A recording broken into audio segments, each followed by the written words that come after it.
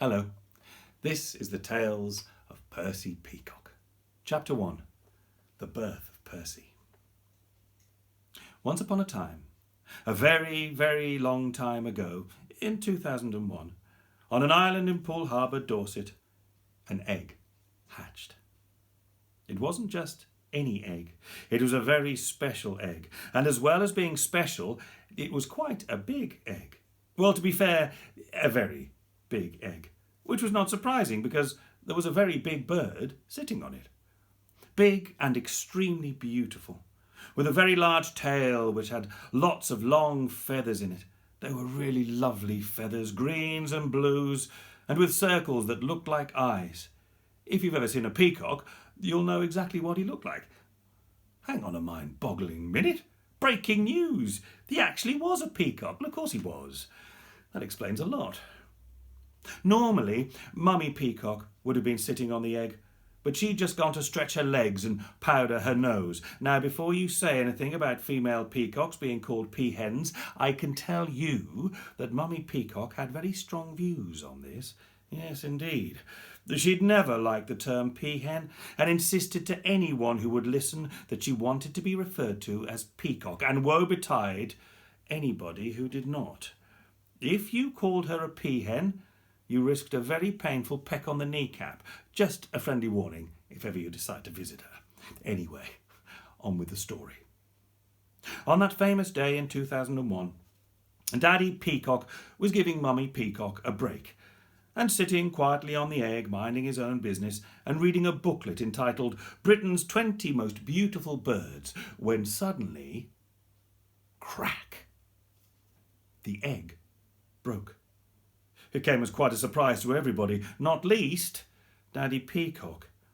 His first thought was, oh boy, am I in trouble. He jumped up, squawked at the top of his voice, looking down to see what had happened, and at the same time looking round for somebody to blame. The egg that Mummy Peacock had been sitting on for so long now had a huge crack down the middle of it, and sticking out of that crack was a tiny head with a little black beak on the end. As Daddy Peacock contemplated the situation, trying to work out a plan of action, the little head and beak made a noise. It went wheep, very quietly, just the once. This was significant in more ways than you could possibly imagine. Firstly, it was the moment when Daddy Peacock knew his little peachick was a he. It was definitely a boy's wheep and not a girl's wheep. I don't suppose you and I would have been able to tell the difference, but Daddy Peacock certainly could. Secondly, it was the first time his little boy had ever spoken, so he was very touched, and a little pea tear ran down his face, although he brushed it away very quickly so no one would see. Thirdly, and there has been much speculation about this, it was the first and last time he ever spoke. He has been totally silent ever since. I mean, in theory, it is entirely possible that he could suddenly start speaking after all these years, but who knows? My theory is that he could if he wanted to.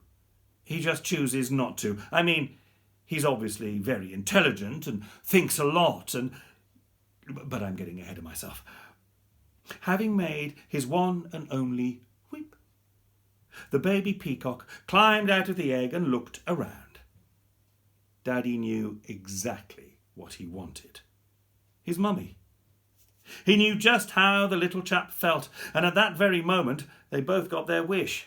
Mummy Peacock arrived at about 100 miles an hour in a cloud of dust. If you've ever seen the cartoon Roadrunner, it was a very fine impersonation. I leave you for 5 minutes and this is what happens, Mummy Peacock shouted. Daddy Peacock opened his beak to say something, but Mummy Peacock was in no mood to listen. Typical.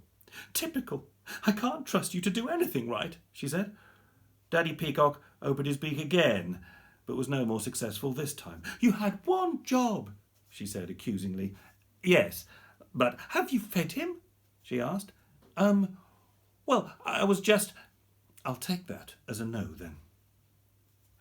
As they were having this difference of opinion, the baby peacock had started to wander off.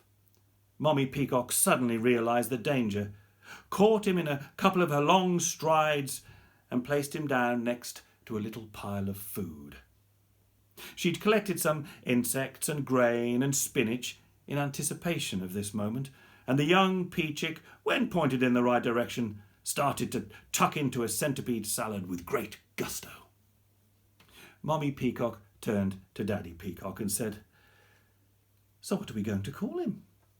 This took Daddy Peacock completely by surprise. He stammered. "Don't tell me you haven't thought about it."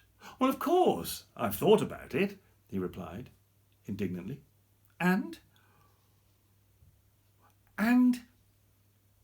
I couldn't think of anything. Mummy Peacock sighed deeply. "Right," she said. "Let's think about this." At that moment, in the distance, Daddy Peacock spotted a cat. Peacocks don't like cats very much, although a cat would be very unlikely to fancy his chances against a peacock.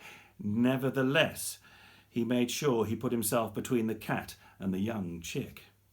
"Cats," he said. "Stupid animals. Spend most of the time purring for no apparent reason. I saw one purr at the sea the other day." Mummy Peacock hadn't really been listening. She was thinking about what to call her lovely little chick. "What did you say?" she said. "Nothing important," he said. "I heard purr and sea," she said. "Yes," he said. "Well, what were you—" "Just a minute. Just a mind-boggling minute. That's it," Mummy Peacock said. "That's it. Don't you see?" Daddy Peacock looked completely baffled. "Percy.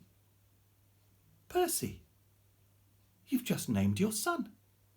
Percy the Peacock. Splendid. Oh, well done, dear. You're a genius." Daddy Peacock knew a piece of luck when he saw it. He stumbled on the name completely by accident, but Mummy Peacock was very happy, and that made him very happy too. He looked across at his little boy, who'd now fallen fast asleep on top of the centipede salad. "Percy Peacock," he said.